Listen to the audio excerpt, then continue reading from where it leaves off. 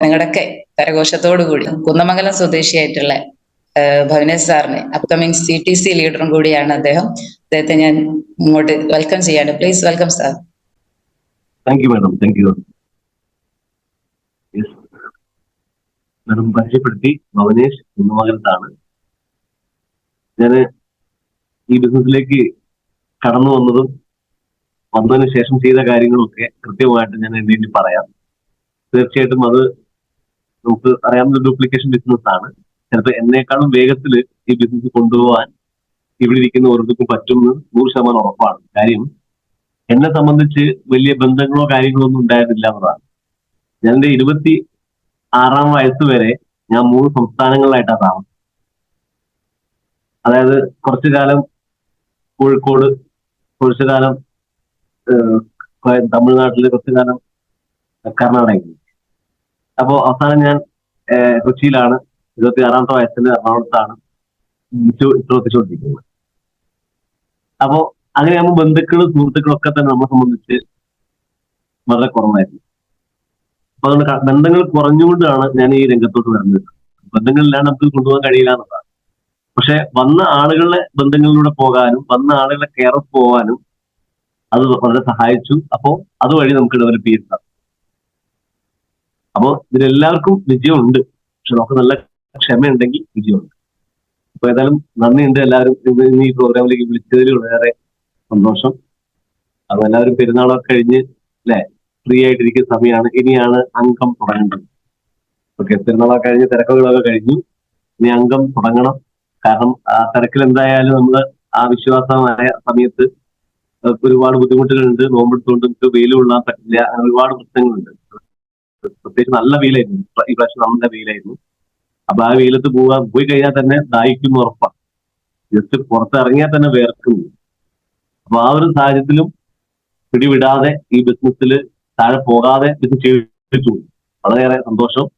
അപ്പൊ ഏതായാലും അതിനേക്കാളും ഒരു ഡബിൾ ഗ്രോത്ത് നമുക്ക് ഈ വരുന്ന ആഴ്ച മുതൽ ഉണ്ടാക്കാൻ കഴിയണം. ഇതിപ്പോ മന്ത്ലി കട്ട് ഓഫിന്റെ ആദ്യ ആഴ്ചയാണ്. നമുക്ക് ഫസ്റ്റ് വീക്കല്ല തുടങ്ങുകയാണ്. പുതിയ മാസം തുടങ്ങിയതാണ്. അപ്പൊ അതുകൊണ്ട് ഈ വരുന്ന ഒരു മാസം കൃത്യസമയത്താണ് പെരുന്നാൾ കഴിഞ്ഞത്. പിന്നെ അടുത്ത 4 ആഴ്ചകളാണ് പുതിയ മാസം. മെയ് 3-ാം തീയതി നമ്മുടെ മന്ത്ലി കട്ട് ഓഫ്.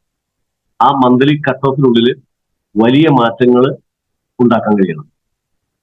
ഏതായാലും ഞാൻ ഈ ബിസിനസ് തുടങ്ങിയത് എന്റെ 17 കറക്റ്റ് ഡയറക്ട് സെല്ലിംഗ് ഇൻഡസ്ട്രി, ഞാൻ ഡീറ്റെയിൽ ആയിട്ട് പറയാം. ഡയറക്ട് സെല്ലിംഗ് ഇൻഡസ്ട്രിയിൽ ഞാൻ കാലുവെക്കുന്നത് എന്റെ 17-ാമത്തെ വയസ്സിലാണ്. +2 പഠിക്കുന്ന സമയത്താണ് ഞാൻ ആദ്യമായിട്ട് ഈ ഓപ്പർച്യൂണിറ്റി കേൾക്കുന്നത്. സെയിം മൈലേജ് സ്റ്റൈലിന്റെ മദർ കമ്പനി.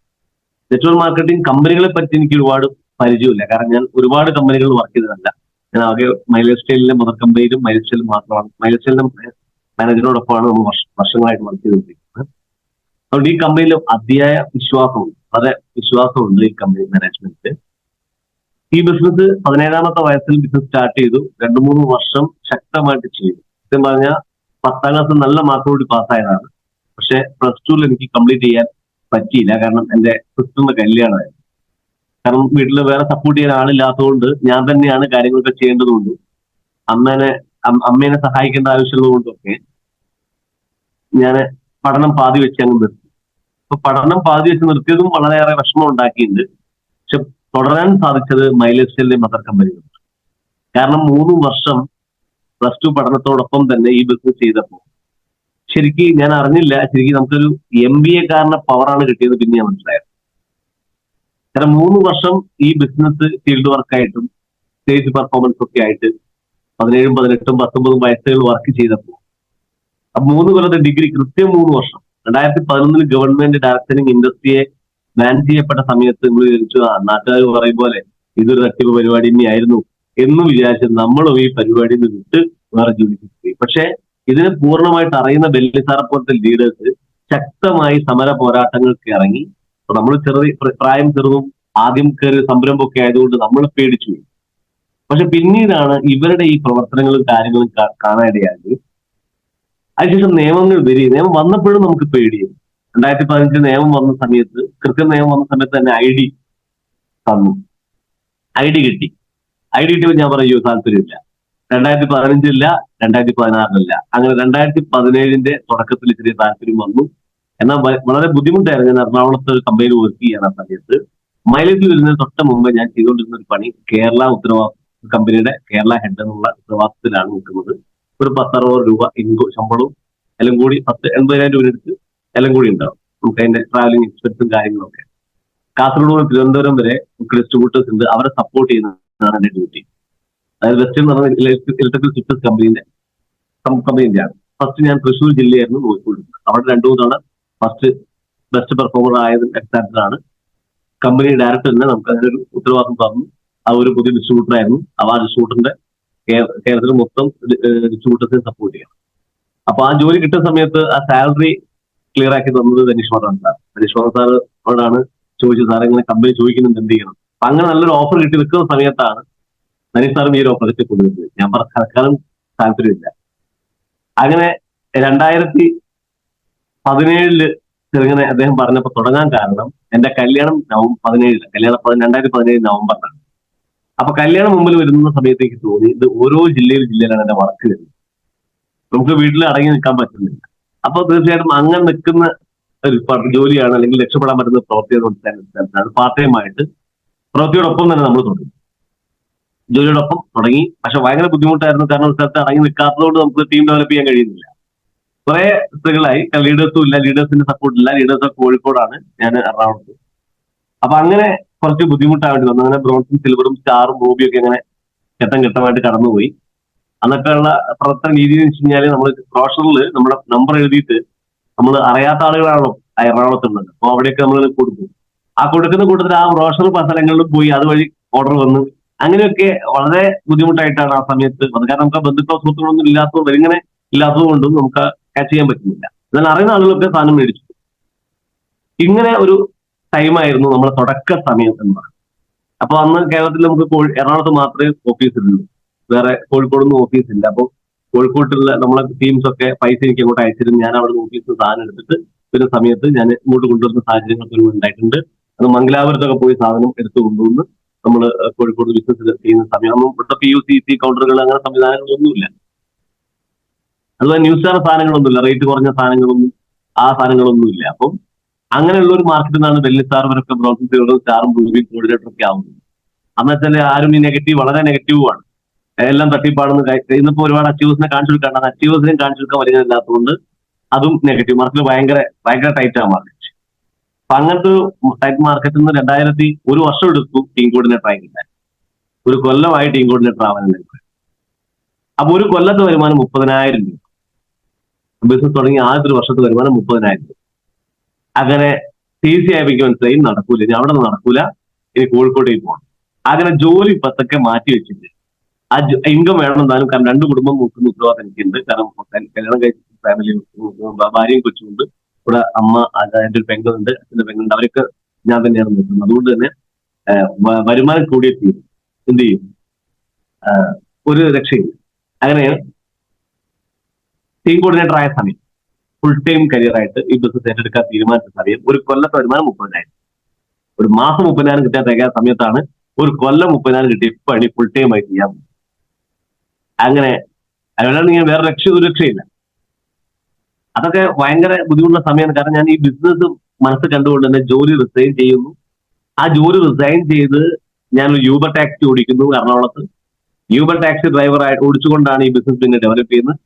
റൂബി എന്ന് പറയുന്ന റാങ്ക് തന്നെ കല്യാണം എല്ലാം കൂടെ നല്ല രസമായി. അവസാനം ജോലി വിട്ടതും ഊറ് ഒടിച്ചതും മൈലേജ് വന്നതും എല്ലാം കൂടെ ഞാൻ വിചാരിച്ചു പെട്ട് ഒരു അനക്കം മുന്നോട്ട് പോല പണി നിർത്തി വേറെ പരിപാടിക്ക് വളരെ നല്ലത് 100 വട്ടം തോന്നി ഈ ബിസിനസ് നിർത്തിപ്പോവാൻ. ഈ നിർത്തിപ്പോകാൻ തോന്നുന്ന സമയത്തൊക്കെ ഞാൻ വായിച്ചൊരു പുസ്തകത്തിലുണ്ട്, ഒരു വ്യക്തി ജീവിതത്തിൽ പരാജയപ്പെടുന്നത് വിജയത്തിന് തലേനോക്കാം. ഒരു വ്യക്തി ജീവിതത്തിൽ പരാജയപ്പെടുന്നുണ്ടെങ്കിൽ അത് വിജയത്തെ തലേനോക്കായിരിക്കും. അത് തോന്നിപ്പിക്കും, ഭഗവാൻ തോന്നിപ്പിക്കും. നമുക്ക് അർഹതപ്പെട്ടവരാണോ എന്ന് ചെക്ക് ചെയ്യാൻ വേണ്ടി പഠിച്ചൊന്ന് പരീക്ഷിക്കും, അർഹതപ്പെട്ടവരാണോ. അപ്പൊ ഈ വാചകം മനസ്സിൽ കിടക്കുന്നതുകൊണ്ട് തന്നെ നിർത്താൻ തോന്നില്ല. ഒന്നുകൂടി പോയി വെക്കാലും, നാളെ വിജയിച്ചാലും ഒന്നുകൂടി പോയി വെക്കാലും. അങ്ങനെ ആ ഒരു പ്രതീക്ഷയുടെ തിരി കെട്ടുപോകാതെ കൊണ്ടുപോയതാണ് ഇന്നത്തെ സക്സസിന്റെ പ്രധാനപ്പെട്ട കാരണം. ഞാൻ കാരണം 100 വട്ടം തോന്നിയ സാഹചര്യം ഉണ്ടായിരുന്നു. ആ സമയത്ത് ടീം കോർഡിനേറ്റർ ആയ സമയം വൈഫ് പ്രഗ്നന്റ് ആയി. അവിടെ സാമ്പത്തികമായിട്ട് ഭയങ്കര ഞെരുക്കം കൊച്ചി നിൽക്കുന്ന സമയത്ത് ഫ്ലാറ്റ് റെന്റ്, ജോലി ഉണ്ടാകുന്ന സമയത്ത് കൃത്യമായിട്ട് പോയതാ. ആ റെന്റ് ബുദ്ധിമുട്ടായി, മൊത്തം പ്രശ്നം. നേരെ എറണാകുളത്ത് നിന്ന് നേരെ കോഴിക്കോട്ടേക്ക് പോകാനുള്ള തീരുമാനമായി. അമ്മയും പെങ്ങളും എറണാകുളത്തുണ്ട്, അവരെ വേറെ സ്ഥലത്ത് സെറ്റ് ചെയ്തു. ഞാൻ നേരെ എറണാകുളത്ത് വൈഫ് ഹൗസിലേക്ക് നേരെ താമസം മാറ്റി. വൈഫ് ഹൗസിൽ നിൽക്കാനുള്ള മടി കൊണ്ട് ധനീഷ് മദൻ സാറിന്റെ വീട്ടിലേക്ക് താമസം. ഭാര്യ വിട്ടും, ഞാൻ ധനീഷ് സാറിന്റെ വീട്ടിൽ. എനിക്കൊരു ഒറ്റ ലക്ഷ്യമുള്ളൂ, ബിസിനസ് ബിൽഡ് ചെയ്യണം. ഇന്നത്തെ പ്രശ്നമൊന്നും നാളൊക്കെ ശരിയാണ്. ആ ഒരു വിശ്വാസത്തോടു കൂടി ധനീഷ് സാറിന്റെ വീടിന്റെ താഴത്തൊരു മുറിയിൽ താമസം. സാറിന്റെ ബൈക്ക് യൂസ് ചെയ്യുക, ബൈക്കിൽ ഉണ്ടായിരുന്നില്ല, കാരണം ബൈക്ക് ഉപയോഗിക്കാൻ പറ്റില്ല, പൊടി പ്രശ്നം, പൊടി അലർജി. കാർ ഓടിക്കുമ്പോൾ ഞാൻ മാസ്ക് ഇട്ടാ കാർ ഓടിക്കുക. കമ്പനിയുടെ വക കാറൊക്കെ ഉണ്ട്, പക്ഷെ കാറൊക്കെ പോയി. കല്യാണം കഴിക്കുന്ന സമയത്ത് ഭാര്യ വീട്ടുകാർ ആ കാറൊക്കെ കണ്ടിരിക്കുന്നു. ഓരോ വിചാരം അതിന്റെ കാറാണ്, കമ്പനിയുടെ കാറ്, കമ്പനിയുടെ ഫ്ലാറ്റൊക്കെ റൂമൊക്കെ ഉണ്ടായിരുന്നു. ഈ ഒരു സാഹചര്യത്തിൽ നിന്നാണ് കല്യാണം, ഇഷ്ടപ്പെട്ട പെണ്ണിനെ കല്യാണം കഴിച്ചതാണ്. അപ്പോ അവൻ എറണാകുളത്തൊക്കെയാണ്, ഒക്കെയാണെന്ന പ്രതീക്ഷയിലാണ് അവര് പെണ്ണ് വന്നത്. പക്ഷെ നേരെ ഭാര്യയ്ക്കെല്ലാം അറിയാം, വളരെ സാധാരണ ഏറ്റവും സാധാരണ നമ്മൾ വരുന്നു. അതൊക്കെ താളം തെറ്റിപ്പോയത് അച്ഛൻ നമ്മുടെ 1 വയസ്സുള്ള സമയത്ത് അച്ഛൻ ഉപേക്ഷിച്ചിട്ട് പോയ ഒറ്റ കാരണം കൊണ്ടാണ് ജീവിതം താളം തെറ്റിപ്പോയി. ഒന്നും പിന്നെ ഓർഡറിലല്ല പോകുന്നത്, എല്ലാം ഒരു കോർത്താണ്. നല്ലൊരു വീടും സ്ഥലവും വിറ്റിട്ടാണ് പെങ്ങളെ കല്യാണം കഴിച്ചു. ആ കല്യാണവും സക്സസ് ആയില്ല. അപ്പൊ അതൊക്കെ വീണ്ടും പ്രയാസങ്ങളിലേക്ക്. അങ്ങനെയാണ് കുറച്ച് ദൂരത്തേക്ക് താമസം മാറ്റിയത്. അതെന്തായാലും വാടകയ്ക്കാണ്. എന്നാ പിന്നെ അത് നല്ല രക്ഷപ്പെടാവുന്ന പ്രതീക്ഷയിലാണ് നമ്മൾ എറണാകുളത്തേക്ക് താമസം മാറ്റിയത്. രക്ഷപ്പെടാൻ വേണ്ടി എല്ലാവരും ലൈഫ് ചെയ്യുന്നത് പോലെ കയ്യും കാലും ഇട്ട് നമ്മൾ മേടിച്ചു തുടങ്ങി. അങ്ങനെയാണ് ഈ ബിസിനസ്സിൽ വരാൻ. ഈ ബിസിനസ്സിൽ ഏറ്റവും വലിയ പ്രത്യേകത, വിജയിച്ച ലീഡേഴ്സ് സപ്പോർട്ട് ചെയ്യും, അവർ കൈപിടിച്ച് ഉയർത്താൻ നോക്കും. അതേപോലെ അസോസിയേറ്റ്, അവരും നമ്മളെ വിജയത്തിന് വേണ്ടി അവർ കട്ടയ്ക്കുണ്ടാവും. അപ്പൊ ഇങ്ങനത്തെ ഒരു മേഖല ആയതുകൊണ്ട് മാത്രം ഈ മേഖലയിൽ എന്നെപ്പോലത്തെ ഒരാൾക്ക് പിടിച്ചു നിൽക്കാൻ സാധിച്ചു.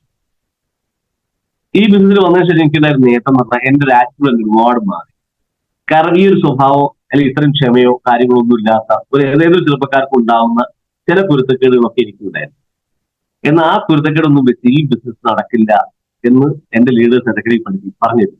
ഒരുപാട് ചീത്തയും കേട്ടിട്ടുണ്ട് ധനിസാറൊക്കെ.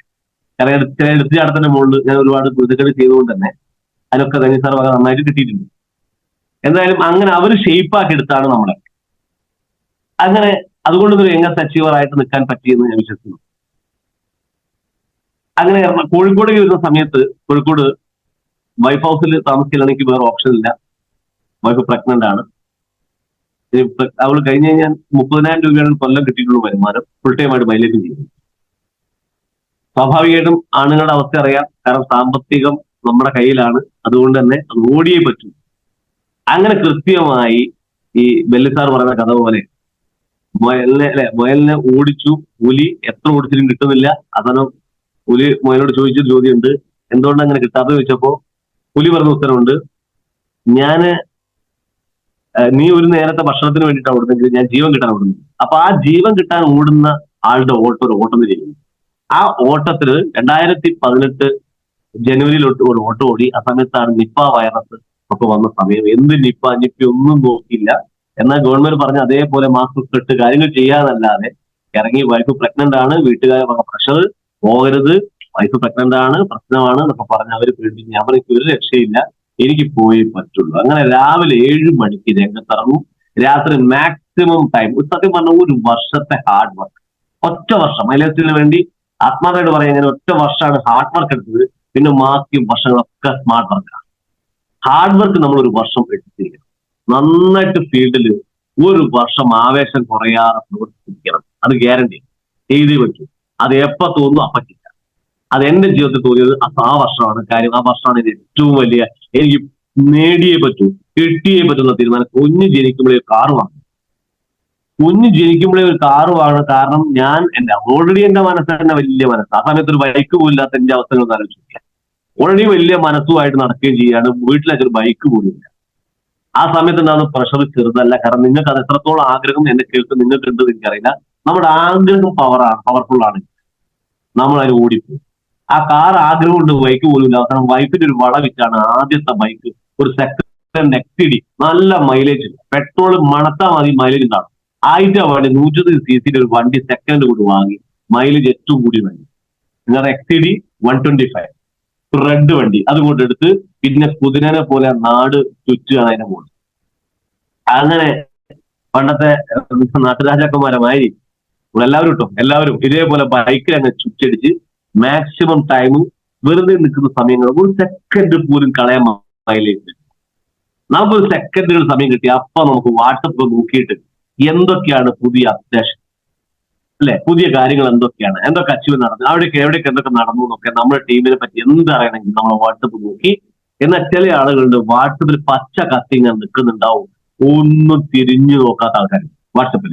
അത്തരം ആളുകൾക്ക് ഈ ടീം ഡെവലപ്പ് ചെയ്യാൻ കഴിയും. ടീം ഡെവലപ്മെന്റ് തീർച്ചയായും നിങ്ങൾക്ക് ആ അപ്ഡേഷൻ വേണം, നിങ്ങൾക്ക് റൈറ്റ് ടൈം ലൈക്ക് ചെയ്യണം.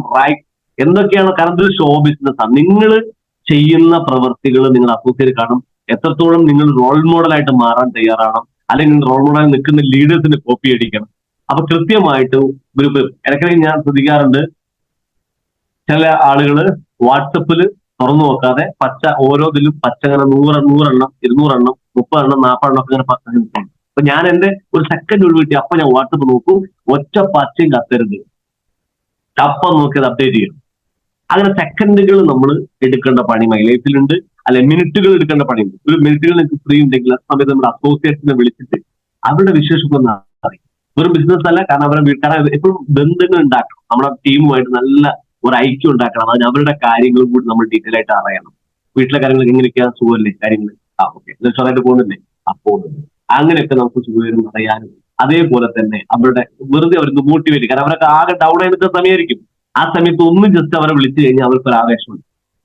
പ്രത്യേകിച്ച് നമ്മൾ ഓരോ ആളുകളും നമ്മൾ തൊട്ട ടീമിലുള്ള ആളുകൾ അവർക്ക് നമ്മൾ ലീഡേഴ്സാണ്, നമ്മുടെ ടീമിലുള്ള ആളുകൾക്ക് നമ്മൾ ലീഡേഴ്സാണ്. അപ്പൊ അതുകൊണ്ട് നമ്മൾ തീർച്ചയായിട്ടും അവരെ വിളിക്കുക, മിനിറ്റുകൾ. അതുപോലെ നമുക്ക് മണിക്കൂറുകൾ സമയമുണ്ട്, അല്ലെ, ഒരു ദിവസം സമയം കിട്ടി നമുക്ക് വിസിറ്റിംഗ് നടത്തണം. ഒരു സമയം പോലും കളയാതെ ഇനാക്റ്റീവ് വിസിറ്റ് നന്നായി നടത്തണം. ശരിക്കും ടീം സെറ്റ് ആവുന്നതിന്റെ പ്രധാന ഘടകം അതാണ്. നമ്മൾ വിളിക്കാതെ ചിലപ്പോൾ വിളിക്കാതെ പോകേണ്ടി വരും. അതായത് വിളിക്കാതെ പോകാന്ന് പറഞ്ഞാൽ ചിലപ്പോൾ വിളിച്ചാൽ ചിലപ്പോൾ അവിടെ ഉണ്ടെങ്കിലും ഇല്ല എന്ന് പറയുന്ന സാഹചര്യം ഉണ്ടാകും. ഇത് വലിയ വലിയ മഹാന്മാരായ ലീഡർമാർ അങ്ങനെ ചെയ്തിട്ടുണ്ട്. ഇന്നത്തെ വലിയ വലിയ ലീഡർമാർ പോലും ഉണ്ടായിട്ടും ഞാൻ ഇല്ല എന്ന് പറയുന്ന അവസ്ഥ. കാരണം അവർക്ക് താല്പര്യമില്ല ഈ മാർക്കറ്റിംഗ്. അവർ വന്നാൽ കുറെ നേരം സംസാരിച്ചുകൊണ്ടിരിക്കും, ഇത് കേട്ടോണ്ടിരിക്കാൻ താല്പര്യമില്ല. അതുകൊണ്ട് തന്നെ മനഃപൂർവ്വം ഉണ്ടെങ്കിലും ഇല്ല എന്ന് പറയാം. അതുകൊണ്ട് നമ്മൾ അതിൽ നിൽക്കരുത്. മറ്റുള്ളൊരു അവസ്ഥ, നമ്മുടെ ഉദ്ദേശം മറ്റുള്ള രക്ഷപ്പെടുത്തുന്നതാണ്. എന്റെ ഉദ്ദേശം അയ്യൂബ് സാറിനെ രക്ഷപ്പെടുത്തുന്നതാണ്. അയ്യൂബ് സാറിനെ രക്ഷപ്പെടുത്തുന്നെങ്കിൽ തീർച്ചയായിട്ടും അയ്യൂബ് സാറ് എന്ത് വിചാരിക്കും, അയാൾ വിളിച്ചാൽ ഫോൺ എടുക്കുമോ, അയാൾ തിരക്കിലായിരിക്കുമോ, ആള് വീട്ടിൽ യുദ്ധ പണിയിലായിരിക്കും, ഞാൻ ചിന്തിക്കില്ല. ഞാൻ വിളിക്കും, അദ്ദേഹത്തിന് ബുദ്ധിമുട്ടാണ് ഫോൺ കട്ട് ചെയ്തത്, അല്ലെങ്കിൽ തിരക്കിലാണ് അദ്ദേഹം കട്ട് ചെയ്തോണ്ട്, അല്ലെങ്കിൽ തിരക്കാൻ പിന്നെ വിളിച്ചേക്കാം എന്നെടുത്ത് പറഞ്ഞാൽ കുഴപ്പമില്ല. പക്ഷെ ഞാൻ എന്റെ പണിയെടുക്കും, ഞാൻ മുൻവിധി പാടില്ല. അതുപോലെ ഞാൻ അദ്ദേഹത്തിന്റെ വീട്ടിൽ ചെല്ലും, അദ്ദേഹത്തിന്റെ വീട്ടില് ബുദ്ധിമുട്ടുണ്ടോ, ആ വീട്ടുകാർക്ക് താല്പര്യമൊക്കെ അതൊന്നും ഞാൻ നോക്കേണ്ട കാര്യമില്ല. ഞാൻ പോകും, ഞാൻ പോയതിനു ശേഷം സാഹചര്യം പോലെ ഞാൻ വരും. ചിലപ്പോൾ വീട്ടിൽ കയറ്റാൻ കേട്ടിട്ടുണ്ടാവില്ല, അപ്പൊ ഞാൻ പറയും കുഴപ്പമില്ല, ഞാൻ പോവാണ്, എനിക്ക് അർജന്റുണ്ട്, ഞാൻ പോയപ്പോ ജസ്റ്റ് കയറിയേ ഉള്ളൂ, ഓക്കെ, ചിലപ്പോൾ അങ്ങനെയൊക്കെ ഉണ്ടാവുക, മതി. അങ്ങനെ നിരന്തരം പിന്തുടർന്നുകൊണ്ടേയിരിക്കണം. നല്ല ക്ഷമ വേണം. അപ്പൊ ഇതൊക്കെ ഒരു പ്രാക്ടീസാണ്. MBA കഴിഞ്ഞ പിള്ളേര്, MBA കഴിഞ്ഞ അല്ലെ മാർക്കറ്റിംഗ് പഠിച്ചു കഴിഞ്ഞ അല്ലെങ്കിൽ ബിസിനസ് പഠിച്ച ആളുകള് മാർക്കറ്റ് പഠിക്കണമെങ്കിൽ തീർച്ചയായിട്ടും തെരുവിലിറങ്ങി തന്നെ പഠിക്കണം. അയ്യോ അതൊരു മോശമല്ലേ എന്നൊന്നും വിചാരിച്ച ഒരു കാര്യമില്ല.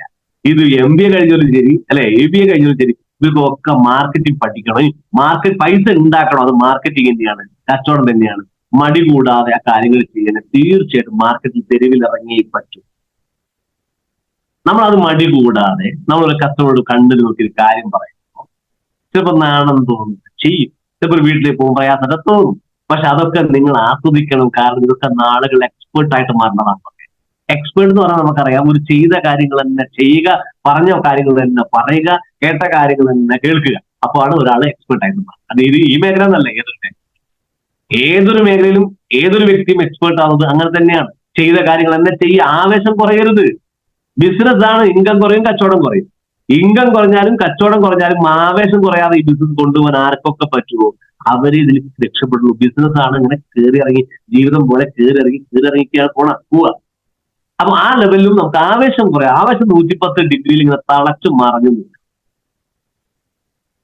അങ്ങനെ ഈ ബിസിനസ് ഒരു 5 കൊല്ലം ആർക്കൊക്കെ ഏറ്റെടുക്കാൻ പറ്റും. അവർക്ക് ജീവിതത്തിൽ വലിയ മാറ്റം ഉണ്ടാകുന്ന കാര്യം യാതൊരു. ഇവിടെ അറിവിനും കഴിവിനും വലിയ കാര്യമൊന്നുമില്ല. ഉള്ള അറിവും ഉള്ള കഴിവും മതി. പക്ഷേ ആറ്റിറ്റ്യൂഡ് മതി. അതില്ലാതെ ഡയറക്ടർക്ക് പോകാൻ കഴിയില്ല.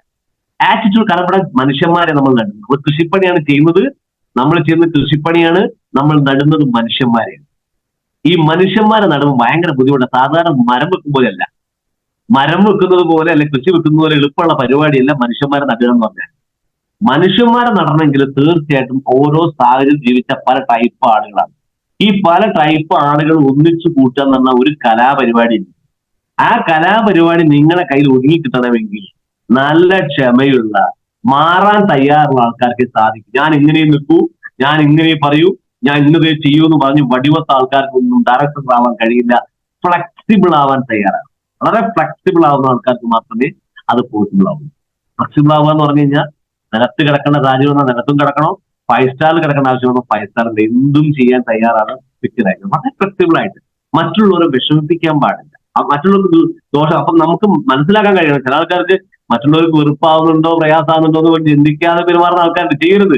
നമ്മൾ അവരുടെ കണ്ണിലേക്ക് നോക്കുമ്പോൾ തന്നെ ഞാൻ കാരണം അവർക്ക് പ്രയാസപ്പെടുന്നുണ്ടെങ്കിൽ തീർച്ചയായിട്ടും സ്വയം ബോധപൂർവ്വം ഒഴിഞ്ഞു മാറാൻ തയ്യാറാവുക. പിന്നെയും അവരെ ബുദ്ധിമുട്ടിച്ചുകൊണ്ടിരിക്കരുത്. അപ്പൊ ഈ തരത്തിൽ നമ്മൾ ആളുകളെ നോക്കിക്കൊണ്ട്, ചില ആൾക്കാരുടെ മറ്റുള്ളവരുടെ അവസ്ഥ നോക്കാതെ പെരുമാറുന്ന ആൾക്കാർ, നമ്മൾ മറ്റുള്ളവരുടെ ഭാഗത്തും കൂടി ചിന്തിക്കണം. അപ്പൊ അവരെന്തെങ്കിലും നെഗറ്റീവ് പറയാൻ, അല്ലെങ്കിൽ പ്രയാസങ്ങൾ പറയാൻ, അല്ലെങ്കിൽ അവരെന്തെങ്കിലുമൊക്കെ സംസാരിച്ചുകൊണ്ടിരിക്കുന്നുണ്ടെങ്കിൽ അവർക്ക് എന്തോ ഒരു പ്രയാസമുണ്ട് അല്ലെ. അപ്പൊ അവരുടെ ഭാഗത്ത് നിന്നുകൊണ്ട് വേണം നമ്മൾ ചിന്തിച്ചുകൊണ്ട് സംസാരം. ഇങ്ങനെയൊക്കെ ടീമിനെ മാനേജ് ചെയ്ത് പോകണമെങ്കിൽ പല ടൈപ്പ്, ചിലപ്പോൾ ആളുകൾ ഈഗോ ഉണ്ടാവാൻ സാധ്യതയുണ്ട്. ഞാൻ ഏറ്റവും കൂടുതൽ നേരിട്ട പ്രശ്നം അതാണ്. എന്റെ ചെറിയ പ്രായമാണ്, അല്ലെ, ഞാൻ ചെറിയ വായിൽ വലിയ വർത്തമാനം പറയുന്ന ആളാണ്. സ്വാഭാവികമായിട്ടും ആളുകൾ ഇവൻ ഇന്നെ പഠിപ്പിക്കാൻ മാത്രമായോ എന്നൊക്കെ ചില ആൾക്കാർക്ക് തോന്നും. ഇവൻ ഇന്നെ പഠിപ്പിക്കാൻ മാത്രമായോ. ആ തോന്നലില്ലാതെ എങ്ങനെയോ ആളുകളെ കൊണ്ടുപോകണം. ഇപ്പൊ മുതിർന്ന ആൾക്കാരെ പഠിപ്പിക്കാൻ പ്രയാസ. എനിക്ക് കുട്ടിക്കാലത്ത് ശരിക്ക് അച്ഛൻ കൂടെ ഇല്ലാത്തതുകൊണ്ട് തന്നെ അച്ഛനെ പേടിയില്ല. ആണുങ്ങളെ പേടിയില്ലാതെയാണ് ഞാൻ വളർന്നത്. അങ്ങനെ പറയാൻ കേട്ടോ. അച്ഛൻ കൂട്ടില്ലാത്തതുകൊണ്ട് അച്ഛനോട് പേടി വേറെയാണ്. എന്നാൽ അമ്മയോട് പേടി. അമ്മയുടെ ഓടി ഞാൻ കഴിച്ചില്ല. അമ്മ തല്ലാൻ വന്നാൽ ഓടി കഴിച്ചില്ലാത്തതുകൊണ്ട് ഈ അമ്മനെ വലിയ പേടിയുണ്ട്. അമ്മയുടെ രക്ഷപ്പെടാൻ എനിക്കറിയാം. പക്ഷെ അച്ഛന്മാരാണെങ്കിൽ പേടിയാവുമല്ലോ പൊതുവെ. അപ്പൊ അമ്മ, ഞാൻ പഠിക്കാനൊക്കെ 10ാം ക്ലാസ് പഠിക്കുന്ന എന്നെ കൊണ്ടാക്കി മാമന്റെ വീട്ടിലേക്ക്. മാമനെനിക്ക് ഭയങ്കര പേടിയാണ്. മാമന്മാരെ എല്ലാവർക്കും നമുക്ക് പേടിയാണ്. പക്ഷെ മാമന് മോനോട് പ്രത്യേക ഒരു ഇഷ്ടമാണ്. ഇത് മരുവനോട് പ്രത്യേക ഒരു ഇഷ്ടമാണ്. പക്ഷെ സ്വന്തം മോനെ ഇപ്പൊ ഞെട്ടിയോ ചെയ്യൂ, പക്ഷെ എന്നെ കൊഞ്ചിക്കുക ചെയ്യുക. അപ്പൊ സ്വാഭാവികമായിട്ട് അവിടെ അമ്മ പരാജയപ്പെട്ട്. പക്ഷെ എന്തായാലും ഇങ്ങനെ അതപ്പൊ എന്റെ തോന്നില്ല. അമ്മ അങ്ങനെ പറഞ്ഞു പേടിപ്പിക്കുന്നുണ്ട്. ആ പ്രായമുള്ള ആൾക്കാരാണ്, ബഹുമാനിക്കണേ, ഈ ഒരു 3 കുട്ടികൾ കാണിക്കരുത് എന്നൊക്കെ പറഞ്ഞ അമ്മ അങ്ങനെ കുട്ടിക്കാരമായി പറഞ്ഞു പറഞ്ഞ ആ ഒരു പേടി ഉള്ളിൽ കിടക്കുക എന്ന് പറഞ്ഞാൽ, ഈ പ്രായമുള്ള കുറച്ച് കുടി നരച്ച ആൾക്കാരെ കാണുമ്പോഴേക്കും ചെറിയ പേടി. അതേപോലെ തന്നെ കുറച്ച് അമ്മാവന്മാരെ പോലത്തെ ആൾക്കാരെ കാണുമ്പോൾ ഞാൻ എന്തെങ്കിലും കുരുത്തക്കേട് കാണിക്കണ്ടോ, എന്റെ വാക്കുകൾ കൊണ്ട് എന്തെങ്കിലും അവർക്ക് പ്രയാസപ്പെടും എന്നൊക്കെ തോന്നും. ആ തോന്നലുമായിട്ടാണ് ഞാൻ മൈലൈഫിലേക്ക് വരുന്നത്. അപ്പൊ സ്വാഭാവികമായിട്ടും എന്നേക്കാൾ മുതിർന്ന ആളുകളെ മാനേജ് ചെയ്യാൻ ഭയങ്കര ബുദ്ധിമുട്ടായിരുന്നു. എന്നേക്കാൾ മുതിർന്ന ആളെ മാനേജ് ചെയ്യാൻ ഭയങ്കര ബുദ്ധിമുട്ടായിരുന്നു. പക്ഷെ അത് മറികടന്നത് ഇവിടെ വന്നതിന് ശേഷം ആരും പ്രയാസപ്പെടുത്താതെ മറികടന്നുകൊണ്ട് തന്നെ ഇന്ന് എല്ലാ റേഞ്ച് ആളുകളെയും നമുക്ക് മാനേജ് ചെയ്ത് കൊണ്ടുപോകാൻ ഈ ബിസിനസ്സിൽ പറ്റുന്നുണ്ട്. അപ്പൊ ഈ രീതിയിൽ നമുക്കൊരു മാനേജ്മെന്റ് പഠിക്കാം. മാനേജ്മെന്റും മണി മാനേജ്മെന്റും ടൈം മാനേജ്മെന്റുമാണ് എന്റെ ഭാഷയിൽ പറഞ്ഞാൽ പഠിക്കുന്നത്. ഞാനൊരു കോഴ്സായിട്ടാണ് കണ്ടത്. എന്റെ കോഴ്സിൽ 3 പാഠപുസ്തകങ്ങളുണ്ട്. എനിക്ക് ലൈഫിൽ ഞാൻ പരാജയപ്പെടാതിരിക്കണമെങ്കിൽ 3 പാഠപുസ്തകങ്ങളുണ്ട്. +2 കംപ്ലീറ്റ് ചെയ്യാത്ത ഞാൻ ഈ ബിസിനസ്സിൽ 3 കൊല്ലത്തെ ഡിഗ്രി എന്ന് പറഞ്ഞ 3 കൊല്ലം മൈലൈഫിന്റെ മതക്കമ്മിൽ പൂർത്തിച്ച സമയത്ത് ഞാൻ പിന്നീട് ചെയ്ത ജോലികളൊക്കെ സ്ഥാനക്കയറ്റു. പിന്നീട് ജോലി ചെയ്തത് അവസാന ഘട്ടം ഞാൻ മൈലൈഫിൽ വരുന്ന സമയത്ത് ജോലി ചെയ്തത് ഒരു MBA കാരൻ ചെയ്യേണ്ട പണി ഞാൻ ചെയ്തിട്ടുണ്ടെങ്കിൽ അതിനർത്ഥം ഞാൻ മൈ ലൈഫ് സ്റ്റൈലിന്റെ മദർ കമ്പനിയിൽ 3 കൊല്ലം പ്രാക്ടീസ് ചെയ്തത് ഒറ്റ കാരണം കൊണ്ട് അത് എനിക്ക് ഉറപ്പിച്ച് പറയാൻ പറ്റും. അപ്പൊ ഞാൻ ചിന്തിച്ചു, മൈ ലൈഫ് അങ്ങനെ 5 കൊല്ലം ഏറ്റെടുത്താൽ ഒരു തർക്കവുമില്ല, പണത്തിന് പുറമെ ഒരുപാട് അറിവുകൾ നമുക്കിതിൽ കിട്ടും, ഒരുപാട് ബന്ധങ്ങൾ കിട്ടും, നമ്മൾ ഒരുപാട് സ്കില്ല് ഡെവലപ്പ് ആവും. ഇതിന്റെ അടിസ്ഥാനത്തിൽ 5 കൊല്ലം കൊണ്ട് അരക്കലും ചെയ്താൽ ലൈഫിൽ പരാജയപ്പെടാത്തൊരു വ്യക്തിയായിട്ട് മാറാൻ പറ്റുന്ന വിശ്വാസം കൊണ്ടാണ് ഞാൻ കഴിഞ്ഞ 5 വർഷം മുമ്പേ ഈ ബിസിനസ് സീരിയസ് ആയിട്ട് ഫുൾ ടൈം ആയിട്ട് ചെയ്തു. അപ്പോ അത് നമ്മൾ പണത്തിന് പുറമെ കിട്ടുന്ന ഒരുപാട് നേട്ടങ്ങൾ ഉണ്ടാക്കാൻ. എന്റെ ഏറ്റവും വലിയ അച്ചീവ്മെന്റ് ഞാൻ പറഞ്ഞ കാര്യമാണ്, 20-25 വർഷമായിട്ട് എന്റെ അച്ഛൻ എന്നെ ഉപേക്ഷിച്ചിട്ട് പോയി. എന്റെ അച്ഛനെ ഞാൻ തിരിച്ചു കൊണ്ടുവന്നു. കാരണം എന്റെ കല്യാണത്തിന് എന്റെ അച്ഛൻ ഉണ്ടായിരുന്നില്ല. എന്റെ കല്യാണം കഴിയുന്നത് 26ാമത്തെ വയസ്സ്. അപ്പൊ 26 എന്റെ കല്യാണത്തിന് എന്റെ അച്ഛൻ കൂടെ ഉണ്ടായിരുന്നില്ല. അപ്പൊ എന്റെ കല്യാണത്തിന് ശേഷമാണ് എന്റെ കല്യാണത്തിന് ശേഷമാണ് ഞാൻ അച്ഛനെ കൂട്ടിക്കൊണ്ടത്. പക്ഷെ ഞാൻ 27 വയസ്സ് കഴിഞ്ഞതിന് ശേഷം. അപ്പൊ എനിക്ക് 1 വയസ്സുള്ള സമയത്ത് അച്ഛൻ പോയതാണ്. 10-25 വർഷമായിട്ട് എന്നെ ഉപേക്ഷിച്ച് അച്ഛനെ മൈലേജ് സ്റ്റൈലിൽ വന്ന സമയം ഒറ്റ കാര്യം പഠിച്ചു. കാരണം അച്ഛനാണ്, അമ്മയാണ്. ഏറ്റവും കൂടുതൽ ദേഷ്യം അച്ഛനോടായിരുന്നു. കാരണം അച്ഛൻ നോക്കിയില്ല. കാരണം കുട്ടിക്കാലം പോലും കേട്ടുകൊണ്ടിരിക്കുന്നതാണ് അമ്മ പറയുന്നത്. നമ്മൾ നോക്കിയില്ല, നമ്മൾ കഷ്ടപ്പെട്ടു പോയി, അങ്ങനെ ചെയ്ത് പറയും. സ്വാഭാവികമായിട്ടും അമ്മയുടെ വിഷമാണ് പറഞ്ഞുകൊണ്ടിരിക്കും. പക്ഷെ അത് കേട്ട നമ്മൾ വളരുമ്പോൾ സ്വാഭാവികമായിട്ട് അച്ഛൻ ദേഷ്യം വരും. അച്ഛൻ നമുക്ക് മുന്നിൽ വരികയില്ല. പക്ഷേ ആ 25 വർഷം അമ്മ പഠിപ്പിച്ച പാഠത്തിനേക്കാളും 3 കൊല്ലം മൈലേജിന് കിട്ടിയ പാഠം കൊണ്ട് ഒരാൾ മാറുക എന്ന് പറഞ്ഞാൽ അതിന്റെ പവർ എത്രത്തോളം നിങ്ങൾ ചിന്തിച്ചു. ചെറിയ കാര്യമില്ല, ചെറിയ മാറ്റമല്ല. പക്ഷെ ആ ഒരു മാറ്റം തീർച്ചയായിട്ടും എന്റെ ഏറ്റവും വലിയ അച്ചീവ്മെന്റ് ആയിട്ട് ഞാൻ പറയുന്നു. മൈ ലൈഫ് സ്റ്റൈലിൽ അങ്ങനെ ഒരാളെ മാറ്റി മറയ്ക്കാൻ പറ്റും. അത്രയും മികച്ച ട്രെയിനിങ് ആണ്. അല്ല, ഏറ്റവും മികച്ച ആളുകളോടൊപ്പമാണ്. അല്ല, ഒരു വ്യക്തി ജീവിതത്തിൽ വിജയിക്കണമെങ്കിൽ വേണ്ട ആറ്റിറ്റ്യൂഡാണ് പഠിപ്പിക്കുന്നത്. ഒരു വ്യക്തി ജീവിതത്തിൽ വിജയിക്കാൻ വേണ്ട ആറ്റിറ്റ്യൂഡ്, ആ ആറ്റിറ്റ്യൂഡ് പഠിപ്പിക്കുന്ന ഒരു കമ്പനി. ആ ഒരു ആറ്റിറ്റ്യൂഡിലേക്ക് നമ്മൾ മാറുന്നതനുസരിച്ച് നമ്മൾ വളരും. ഒരു വ്യക്തി വളരണമെങ്കിൽ ഫലമുള്ള മാവ് എപ്പോഴും തല കുനിക്കാറാണ് പതിവ്. എത്രത്തോളം സിമ്പിൾ ആയിട്ട് എളിമയോട് നിൽക്കാൻ പറ്റും അത്രത്തോളം ഉയരും എന്നുള്ളതാണ് ഇതിന്റെ ഏറ്റവും വലിയ പ്രത്യേകത. അല്ലെ, നമ്മുടെ ഈ ഗ്രൂപ്പിൽ ഒരുപാട് ലീഡേഴ്സ് നമുക്കറിയാം. വളർന്നു വരുന്ന ഒരുപാട് ലീഡേഴ്സിനെ നിങ്ങൾക്ക് ചോദിച്ചിട്ടുണ്ട്. നമ്മളെ ബിജു പി കെ സാർ അടക്കമുള്ള ലീഡേഴ്സ്, ബെല്ലി സാർ അടക്കമുള്ള ലീഡേഴ്സ്, ഇവരൊക്കെ തന്നെ വളരുന്നതിന്റെ പ്രധാനപ്പെട്ട കാരണം വളരും തോറും അല്ലെ വളരെ സിമ്പിൾ ആയിട്ട് തല കുനിക്കാറാണ് അല്ലെ, ഫലമുള്ള മാവ് തല കുനിക്കാറാണ് പതിവ്. അപ്പം അത്രത്തോളം സിമ്പിൾ ആയിട്ട് നിൽക്കാൻ പറ്റും, അത്രത്തോളം ഉയരാൻ സാധിക്കും എന്നുള്ളതാണ്. അപ്പം അത്രത്തോളം നമ്മൾ പഠിക്കാനുണ്ട് ഈ ഇൻഡസ്ട്രി. ഇത് സാധാരണ ഡോക്ടർ അഭിമാനത്തിൽ നമുക്ക് ചെയ്യാം. ഞാൻ ചെയ്യുന്ന ഒരു പ്രൊഫഷൻ അഡ്വക്കേറ്റ്, ഞാൻ ഡോക്ടറാണ് എന്നൊക്കെ പറഞ്ഞാൽ നിങ്ങൾക്ക് തോന്നും. അത് പറയുമ്പോൾ എന്തുകൊണ്ടാ മൈലേജ് സ്റ്റൈൽ അങ്ങനെ ഒരു അഭിമാനത്തിൽ പറയാൻ പറ്റും സാർ. ഒരു തവണ ഞാൻ എന്റെ ബന്ധു വീട്ടില് പോയ സമയത്ത് ഒരാൾ ചോദിക്കാൻ, എന്നട അവനെ ഭയങ്കര തിരക്കാണ്, ഇയാളടപ്പം ജില്ലാ കളക്ടർ എന്ന് വെച്ചിട്ടുണ്ട്. അപ്പൊ എനിക്ക് അങ്ങ് ജയിച്ചില്ല. ജില്ലാ കളക്ടർ കളിയാക്കിയ സംഭവം കളിയാക്കിയത് അങ്ങനെ പല ടൈപ്പ് കളിയാക്കണ്ടല്ലോ. ഇനിയിപ്പോ നല്ലോണം പറഞ്ഞാലും കളിയാക്കിയാലിപ്പോ തോന്നുക, ബിസിനസ് ഇതായതുകൊണ്ട് ഇപ്പൊ തോന്നുന്നതാ. അപ്പോ അങ്ങനെ പറയുമ്പോൾ ഞാൻ വൈഫിനോട് പറഞ്ഞു, വൈഫിടാ അങ്ങനെ പറഞ്ഞ സാധാരണയാണ് ഒരു ജില്ലാ കളക്ടറെ ഫുള്ള് കളിയാക്കലാണ്. അപ്പോ നേരെ ഫോൺ എടുത്തുങ്ങാണ്ട് അപ്പൊ തന്നെ ജില്ലാ കളക്ടറെ ശമ്പളം ഒന്ന് ചെക്ക് ചെയ്തു. എത്ര ശമ്പളം ഉണ്ട് ഒരു ജില്ലാ കളക്ടർ? അത് ശമ്പളം ചെക്ക് ചെയ്തപ്പോൾ പോലും അറിയാം, ഏട്ടാ അങ്ങോട്ട് 1.5 ജില്ലാ കളക്ടറാണ്. ആ സമയത്ത് കുറച്ച് വർഷങ്ങൾക്ക് മുമ്പെയാണ്. ഒരു 1.5 ജില്ലാ കളക്ടറാണ്. വെച്ചാൽ ജില്ലാ കളക്ടർ ഇൻകത്തിനേക്കാളും കൂടുതൽ ഇൻകം നമുക്കുണ്ട്. എന്നാൽ സ്വാഭാവികമായിട്ട് നമുക്ക് തിരക്കുണ്ട്, അത് സ്വാഭാവിക തിരക്കുണ്ടാവും. അപ്പൊ ഈ രീതിയിൽ നമുക്ക് വിശ്വസിക്കാൻ പറ്റും. ഒന്ന്. രണ്ടാമത്തെ കാര്യം, നമ്മളിവിടെ ഒരാളെ പറ്റും കൊടുക്കുന്ന പൈസയ്ക്ക് മൂല്യമുള്ള സാധനം നമ്മൾ കൊടുക്കുന്നുണ്ട്. അവർക്ക് ചെയ്ത നേട്ടം, അതിന് ചെയ്തില്ലെങ്കിൽ ആ സാധനം അവർക്ക് വീട്ടിൽ ഉപയോഗിക്കാം, ഒരു നഷ്ടവും. ഇനി ഈ ബിസിനസ് ഏറ്റെടുത്ത് ചെയ്യുകയാണെങ്കിൽ ഇപ്പൊ എന്റെ ടീമിൽ ഇപ്പോൾ ഒരു 10,000 ആളുണ്ട് വിചാരിക്കും. എന്റെ ടീമിൽ 10,000 ആളുണ്ട്. ഈ 10,000 ആളെ രക്ഷപ്പെടുത്താനുള്ള അറിവും കഴിവും എനിക്കുണ്ട് എന്ന് വിചാരിക്കും. പക്ഷെ എന്തുകൊണ്ട് രക്ഷപ്പെടാത്തത് വെച്ച് കഴിഞ്ഞാൽ വിളിച്ച ഫോൺ എടുക്കാത്തവരെയും നിരന്തരം മീറ്റിംഗ് വരാത്തവരെയും ഇത് ചെയ്യണം. അത് ഞാൻ പടച്ചോത്ത് നേരിട്ട് ഇറങ്ങി വന്നാലും ശരി സാധിക്കുന്ന കാര്യമല്ല. അത് നിങ്ങൾ തീരുമാനിക്കും. വിളിച്ച ഫോൺ എടുക്കാതെ കണ്ടിന്യൂസ് ആയിട്ട് ഈ മീറ്റിംഗിന് വരാത്ത ഒരാൾക്ക് ഈ ബിൽഡ് ചെയ്യാൻ സാധിക്കില്ല. അല്ലെങ്കിൽ 100% ആളുകളെ വിജയിപ്പിക്കാൻ നമുക്ക് സാധിക്കും. അയ്യൂബ് സാർക്ക് സാധിക്കും, അല്ലെ? അയ്യൂബ് സാർക്ക് സാധിക്കും. കാരണം അത്രയും ഡെഡിക്കേറ്റഡ് ഫുൾ ടൈം കരിയർ ആയിട്ട് ഈ ബിസിനസ് ഏറ്റെടുത്ത് അദ്ദേഹം ചെയ്യുന്നുണ്ട്. അതെ, നമുക്കൊക്കെ ചെയ്യാൻ സാധിക്കും. കാരണം അത് കൂടെ നിൽക്കുവാണെങ്കിൽ എല്ലാവരും സെറ്റാക്കാൻ പറ്റും. അതിനുള്ള ഒരു സിസ്റ്റം നമ്മുടെ കയ്യിലുണ്ട്. നിങ്ങളൊക്കെ രക്ഷപ്പെടും. എല്ലാവർക്കും സാമ്പത്തികമായിട്ട് നേട്ടങ്ങൾ ഉണ്ടാക്കി തരാം. അപ്പം ഒരു മാസം 1 ലക്ഷം വരുമാനങ്ങൾ ഉണ്ടാക്കാം എന്നുള്ളത് അല്ലെ നമുക്ക് പറയാൻ പറ്റും. നമുക്ക് മന്ത്ലി ഇൻകോ വീക്ക്ലി ഇൻകോ എല്ലാം കൂടിയായിട്ട് ഏകദേശം ആ ലെവൽ വലിയ വരുമാനങ്ങൾ വാങ്ങിച്ചുകൊണ്ടിരിക്കുന്ന ആൾക്കാരാണ്. അപ്പൊ സ്വാഭാവികമായിട്ടും ആ ലെവൽ വരെ നമുക്ക് എങ്ങനെ പറയാൻ പറ്റും? ഇപ്പം മുബീൻ സാറൊക്കെ വാങ്ങുന്ന പോലെ 1 കോടി രൂപ വരുമാനം എങ്ങനെ വാങ്ങണമെന്ന് നമുക്ക് പറയാൻ പറ്റില്ല. അത് നമ്മൾ വാങ്ങിയിട്ടില്ല. ഏതായാലും അങ്ങനെ നമ്മളെ വളർച്ചയ്ക്കനുസരിച്ച് നമുക്ക് അസോസിയേറ്റ് കൊണ്ടുപോകാൻ പറ്റും. അപ്പൊ 5 വർഷത്തെ ഒരു യാത്ര നമുക്ക് ഉണ്ടായിരുന്നു. ആദ്യത്തെ ഒരു വർഷം സമയം കളയാതെ ടീം ഡെവലപ്പ് ചെയ്യുക. ടീം ഡെവലപ്മെന്റുമായി ബന്ധപ്പെട്ട് ആദ്യത്തെ വർഷം 5 വർഷമാണ്. അതിലൊരു വർഷം ടീം ഡെവലപ്പ് ചെയ്യുക. പക്ഷെ ടീം ഡെവലപ്മെന്റ് സമയത്ത് വർദ്ധിപ്പിക്കാൻ ഒരുപാട് കാര്യങ്ങളുണ്ട്. ഒന്ന്, നന്നായിട്ട് റീറ്റെയിലിംഗ് പ്രാക്ടീസ്.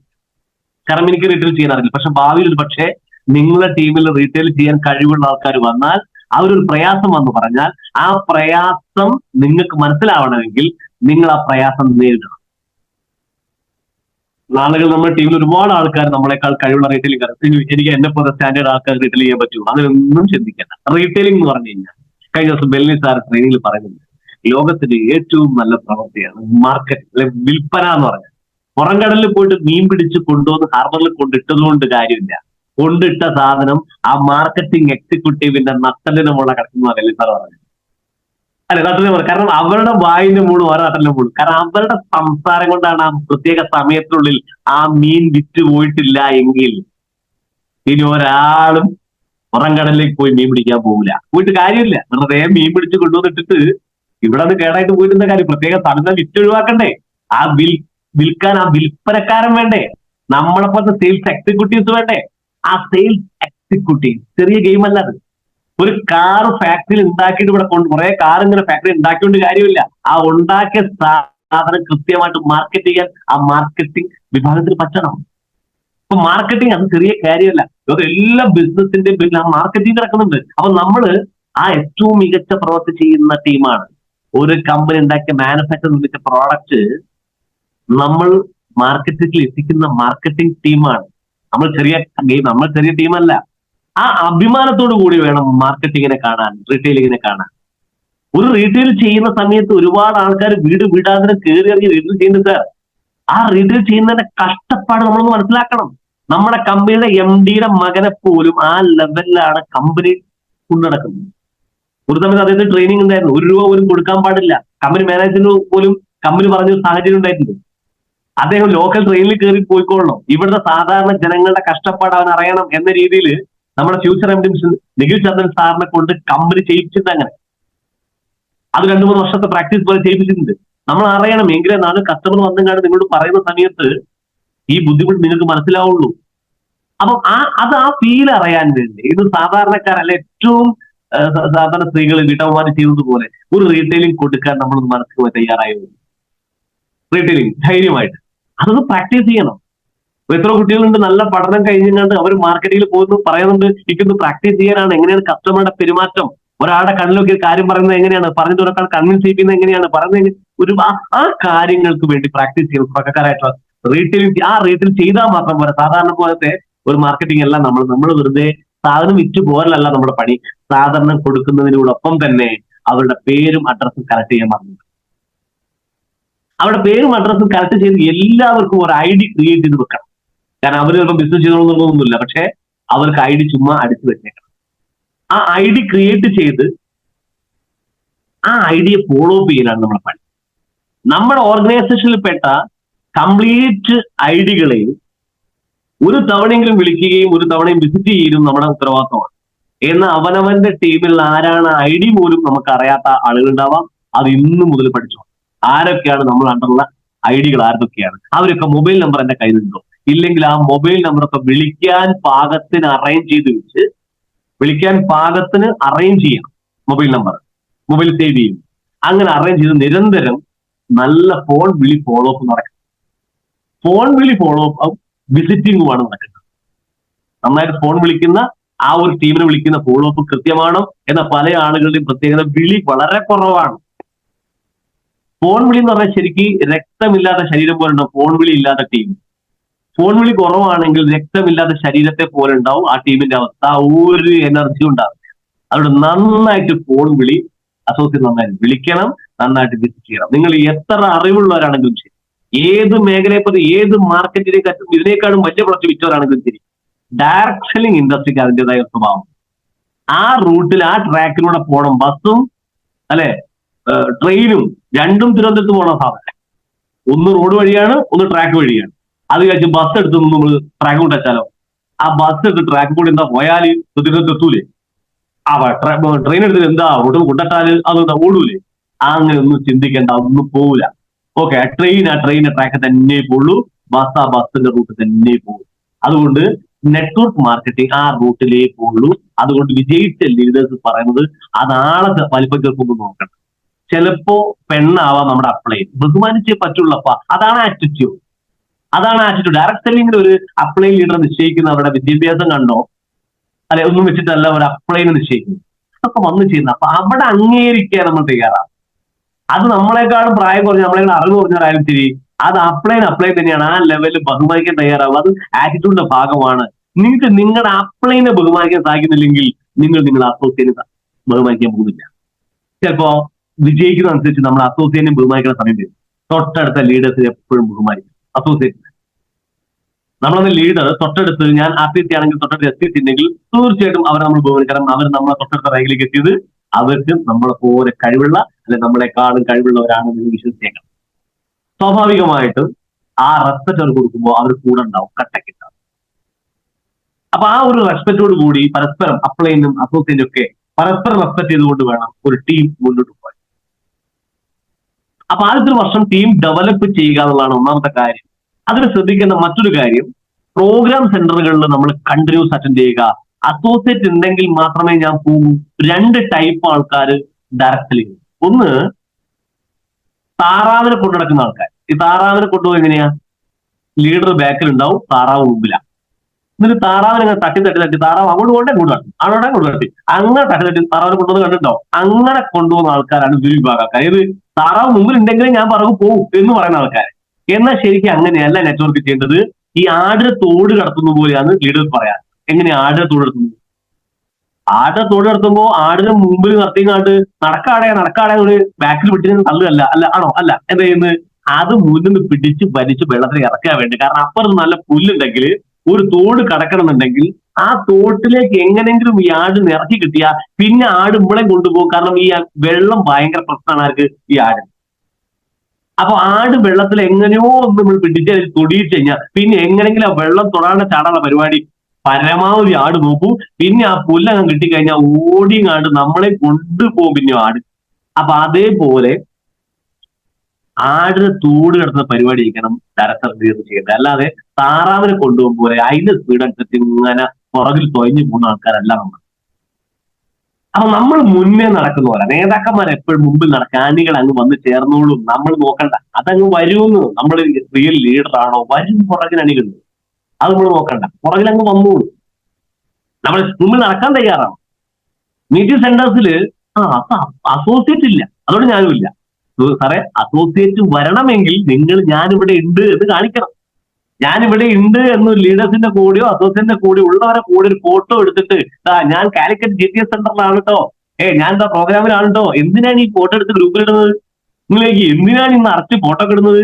ഇത് ഷോ ബിസിനസ് ആണ്. കാരണം ഞാൻ ചെയ്യുന്നുണ്ട്, ഞാനിവിടെ ഉണ്ട് എന്ന് കാണിച്ചേ പറ്റൂ ഈ ബിസിനസ്.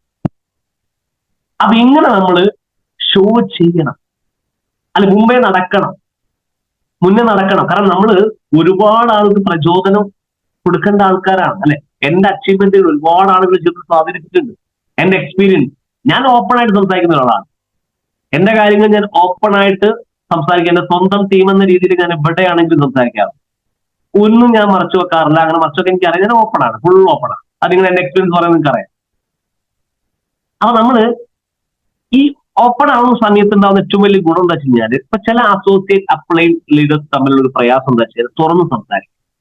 നിങ്ങൾ കോർപ്പറേറ്റിൽ വർക്ക് ചെയ്തിട്ടാണ് ആ ഒരു സ്വഭാവം ഈ ഡയറക്ട് സെല്ലിംഗിൽ പറ്റും. ഡയറക്ട് സെല്ലിംഗിൽ ഓപ്പൺ ആയിരിക്കണം. കാരണം ഇത് നമ്മളൊരു കുടുംബമാണ്. നിങ്ങളുടെ അവസ്ഥ മനസ്സിലാക്കാതെ എനിക്ക് നിങ്ങളെ മാനേജ് ചെയ്യാൻ കഴിയും, അല്ലെ? നിങ്ങൾ എന്റെ അവസ്ഥ മനസ്സിലാക്കാതെ ഒരു കാരണവശാലും നിങ്ങൾ എന്നെ സപ്പോർട്ട് ചെയ്യില്ല, കുറ്റം പറയും, അല്ലെ? അവസ്ഥ മനസ്സിലാക്കണം. അപ്പൊ എന്റെ സാഹചര്യത്തെ പറ്റി തുറന്ന് പറയാൻ തയ്യാറാവണം. ചിലപ്പോൾ നിങ്ങൾക്ക് വീട്ടിൽ എന്തെങ്കിലും ഒരു പ്രയാസം ഉണ്ടാവും. നിങ്ങളുടെ വീട്ടിലെ പ്രയാസങ്ങൾ കൊണ്ടാണ് നിങ്ങൾ ബിസിനസ്സിലേക്ക് വരുന്നത്. ആ സമയത്ത് നിങ്ങളുടെ ഇമ്മീഡിയറ്റ് അപ്ലൈനോട് നിങ്ങൾ കാര്യം തുറന്ന് പറയാൻ തയ്യാറാവുന്നില്ല, എന്താ പ്രശ്നം എന്നുള്ളത്. അപ്പൊ ആ ലീഡർ പറയും, നിങ്ങളെ കുറ്റപ്പെടുത്തും.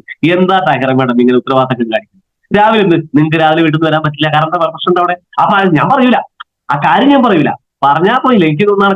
പക്ഷെ നിങ്ങൾ അത് പറഞ്ഞിട്ടില്ലെങ്കിൽ ആ ലീഡർ നിങ്ങളെ കുറ്റപ്പെടുത്തും. നിങ്ങൾ എന്തുകൊണ്ട് വരുന്നില്ല, നിങ്ങൾക്ക് എന്ത് ചെയ്തുകൂടാ, നിങ്ങൾ ആക്കിക്കൂടാ എന്നൊക്കെ ചോദിക്കും. അപ്പം അവസ്ഥകൾ മനസ്സിലാക്കണം. അപ്പൊ തുറന്നു പറയാത്ത ആളുകൾ നമ്മൾ എപ്പോഴും ഈഗോ പ്രശ്നങ്ങളിൽ വന്നു.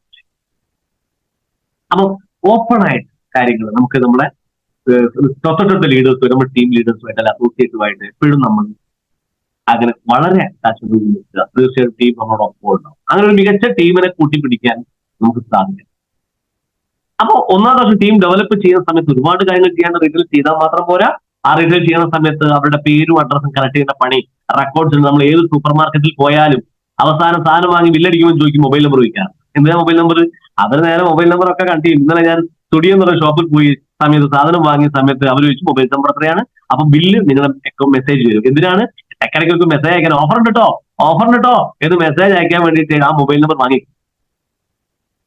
അങ്ങനെ അവര് പോലും കാലം മാറി നമ്മളിവിടെ സാധനം വിറ്റ് പഴയ പൈസ ടൈപ്പില് സാധനം വിൽക്കുക, പൈസ വാങ്ങിപ്പോരും. എന്റെ ഐഡി എന്ത്, ഡീറ്റെയിൽസ് എന്ത്, പേര് എന്ത്, അഡ്രസ്സ് എല്ലാരും എല്ലാവരും പറയുന്നത് അങ്ങനത്തെ ഒരു ഉണ്ട്. അപ്പൊ ഒരു കാരണവശാലും ചെയ്യരുത്. നമ്മൾ സാധാരണ കച്ചവടക്കാരല്ല, ഡയറക്ടറിലേക്കാണ്. നമ്മൾ പുറത്തു കൊടുത്താൽ അഡ്രസ്സ് വാങ്ങിക്കൊള്ളണം. ചിലപ്പോൾ പുറത്തു കൊടുത്തു, നിങ്ങൾ അഡ്രസ്സ് വാങ്ങിയില്ല എന്ന് വിചാരിക്കാം. പുറത്തു കൊടുത്തു, അഡ്രസ്സ് വാങ്ങിയില്ല. സംഭവിക്കാൻ പോണ കാര്യം വേറൊന്നുമല്ല. ആളാ പുറത്ത് ഉപയോഗിക്കൂ, ആളാ മനസ്സിലേക്ക് അത് പതിപ്പിക്കൂ. നിങ്ങൾ അദ്ദേഹത്തിന് വിട്ടു, കുറച്ച് കഴിയുന്ന സമയത്ത് അപ്പുറത്തൂടെ വേറൊരു ഡയറക്ടറിൽ പോകും, അവരോട് പറഞ്ഞു നോക്കൂ, അവരുടെ ബന്ധുവാണ്. അവർ പറഞ്ഞ സമയത്ത് ഈ സാധനം പണ്ട് എന്റെ ഒരു സുഹൃത്തായിട്ടുള്ള ഒരു റഹ്മാൻ കഥ എന്താ പറയാട്ടോ, അല്ലെ ഉണ്ണികൃഷ്ണൻ തന്നു, അല്ലെ ശ്യാമള ചേച്ചി തന്നിരുന്നു, അവർ തന്നിരുന്നു. പക്ഷെ പിന്നെ അതിനെപ്പറ്റി ഒന്നും പറഞ്ഞിട്ടൊന്നും. അപ്പൊ ഇവരെ ടീമിലേക്ക് പോകും. അപ്പൊ ഇവരെ ടീമിൽ ഇവരെ ഐ ഡി എടുത്തു കൊടുത്തു, DP സാധനം എടുത്തു കൊടുത്തു, ഇങ്ങനെ പോകും. അതുകൊണ്ട് എന്തിനാ ഈ മണ്ടത്തിലൊക്കെ നമ്മൾ ചെയ്യുന്നത്? അപ്പൊ നമ്മൾ കൊടുക്കുന്ന ആളുകൾ കുറച്ചു കൊടുത്ത് ഒരു സോപ്പ് കൊടുത്താലും വേണ്ടില്ല, അവരെ പേരും അഡ്രസ്സും വാങ്ങി അങ്ങ് അടിച്ചു വെക്കാൻ വലിയ ചെലവൊന്നുമില്ലല്ലോ. ഇനി ആ ID ആര് കട്ടായിക്കോളും? കമ്പനി കട്ടായിക്കോളും, ഒരു വർക്ക് ചെയ്തില്ലെങ്കിൽ. അതൊന്നും നമ്മുടെ പണിയല്ല, നമുക്ക് അങ്ങനത്തെ ഒരു പണിയുമില്ല. നമ്മളെ ID ഒക്കെ ട്രീ ഒക്കെ ക്ലിയർ ആക്കി അടിച്ചാരി വൃത്തിയാക്കി തരാൻ കമ്പനി ഉണ്ട്. ഒരു കമ്പനി വൃത്തിയാക്കി തന്നോളൂ. ഓരോ കൊല്ലം കഴിയുമ്പോൾ ഒന്നും ചെയ്യാതെ വെറുതെ പഴെടുക്കാണ്ട് വെറുതെ കെട്ടിക്കിടക്കുന്ന ID ഒന്നും അങ്ങനെ കെട്ടിക്കിടക്കുന്നില്ല. അത് ഒറ്റ കൊല്ലോ കമ്പനി അങ്ങ് കട്ട് ചെയ്യും. അല്ലേ? അല്ലെ ജനങ്ങൾ പറയുമ്പോൾ തെറ്റിദ്ധരിക്കണം കേട്ടോ, തെറ്റിദ്ധരിക്കണ്ട. കാരണം ഒരു പർച്ചേസ് ഒന്നും ചെയ്യാത്ത ഐഡികളാണ് ഉദ്ദേശിച്ചത്. ഓക്കെ, പർച്ചേസ് ചെയ്യാത്ത ഭീഷണി തുറന്നില്ലെങ്കിൽ ഞാൻ പറഞ്ഞാൽ ഇല്ല, ID കട്ടായിപ്പോ ഒരു വർഷം നമ്മൾ പർച്ചേസ് ഒന്നും ചെയ്യാത്ത ID ഉണ്ട്. ഇപ്പൊ നമ്മൾ ID അടിച്ചു ഒരു കൊല്ലമായിട്ട് ഒന്നും വാങ്ങുന്നില്ല, ഒരു 500 രൂപയുടെ സാധനം പോലും വാങ്ങിയിട്ടില്ല, 1000 സാധനം പോലും വാങ്ങിയിട്ടില്ല, നിങ്ങൾ ID പോയി. അത് നമ്മുടെ സെക്കൻഡ് ഐഡിയും ശരി, നമ്മുടെ തേർഡ് ഐഡിയും ശരി, നമ്മുടെ മെയിൻ ഐഡിയും ശരി, പോയി പോകും. അപ്പൊ അതുകൊണ്ട് ആ മന്ത്ലി അല്ലെങ്കിൽ വർഷത്തിൽ ആ പർച്ചേസിംഗ് ഒക്കെ നമ്മൾ എന്തെങ്കിലും ചെയ്യുന്ന ഉറപ്പുവരുന്നു. അപ്പോ അങ്ങനെ നിങ്ങൾ കൃത്യമായിട്ട് ഒന്നാം ഘട്ടം ടീം ഡെവലപ്പ് ചെയ്യുന്ന സമയത്ത് വളരെയേറെ ശ്രദ്ധിക്കാം. ഓക്കെ, അപ്പം ID രജിസ്റ്റർ ചെയ്യേണ്ട രീതിയും കാര്യങ്ങളൊക്കെ ടീം ലീഡേഴ്സ് പറഞ്ഞു എങ്ങനെയൊക്കെയാണ് ചെയ്യുന്നത്. ചില ആൾക്കാർ ഒരുപാട് അബദ്ധങ്ങൾ അതിൽ ചെയ്യുന്നുണ്ട്. അതൊക്കെ ലീഡേഴ്സ് പറഞ്ഞ കൃത്യമായിട്ട് ചെയ്യാവുള്ളൂ. രണ്ടാമത്തെ കാര്യം, ടീമിനെ പഠിപ്പിക്കാം. അവിടെയാണ് കാര്യം. അതായത് ആദ്യത്തെ ഒരു വർഷം ടീം ഉണ്ടാക്കാൻ പോകുമ്പോൾ ഇപ്പൊ നിങ്ങൾ തോന്നുന്നു എന്തിനാണ് ടീമില്ലാണ് ഞാൻ മീറ്റിംഗ് പോകുന്നത്, ടീമില്ലാണ് ഞാൻ മീറ്റിംഗ് പോകുന്നത് ചോദിച്ചു കഴിഞ്ഞാൽ ഞങ്ങൾ അർത്ഥം പറഞ്ഞു ഞങ്ങളുടെ ഉത്തരം എന്താ ചോദിച്ചു കഴിഞ്ഞാല്, ഇന്ന് ബിജു സാർ ആയാലും ഞാനായാലും ഇനി അയ്യൂബ് സാർ ആയാലും ഇനി ഉമർ സാർ ആയാലും ആരായാലും നമ്മുടെ ടീമിലെ 90% നമ്മുടെ ബന്ധുക്കളോ സുഹൃത്തുക്കളോ ഒന്നുമല്ല. നമ്മൾ ഇന്ന് വരെ കണ്ടിട്ടില്ലാത്ത ആരൊക്കെയോ ആണ് നമ്മുടെ ടീം ലീഡേഴ്സ് എന്ന് പറഞ്ഞത്. നമ്മൾ ഇന്നുവരെ കണ്ടിട്ടില്ല. അത് എവിടുന്ന് വന്നവര്, അവരെവിടുന്നാ വന്നേ? പ്രതീക്ഷിച്ച ആൾക്കാർ വന്നില്ല, പ്രതീക്ഷിക്കാത്ത ആരൊക്കെയോ വന്നു, ഇവിടുന്ന് വന്നു. ഇതാണ് അത്ഭുതം. അപ്പൊ അത് സംഭവിക്കണമെങ്കിൽ ടീം ഉണ്ടെങ്കിലേ ഞാൻ വരൂ എന്ന് പറഞ്ഞിട്ട് കാര്യമുണ്ടോ? കാര്യമില്ല. കാര്യം നമ്മളങ്ങ് ചെല്ലുക, ടീമൊക്കെ അങ്ങ് ചേരും, ഓട്ടോമാറ്റിക് ചേരും. ആ ടീം ഉണ്ടാകുന്ന എങ്ങനെയാന്ന് ചോദിച്ചു കഴിഞ്ഞാൽ നിങ്ങൾ റാങ്കിൽ ഫോക്കസ് ചെയ്ത ആ ടീം ഓട്ടോമാറ്റിക്.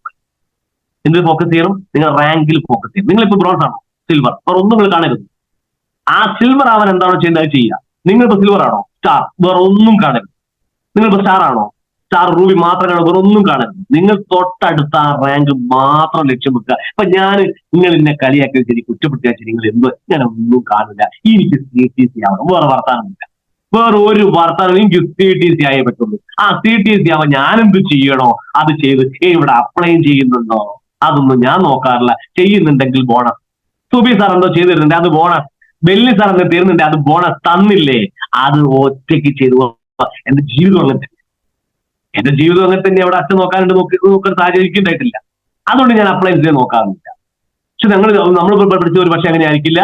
നമ്മുടെ വീട്ടിൽ ചിലപ്പോൾ അച്ഛനുള്ളതുകൊണ്ട് കണ്ടുമില്ല, അച്ഛൻ നോക്കും.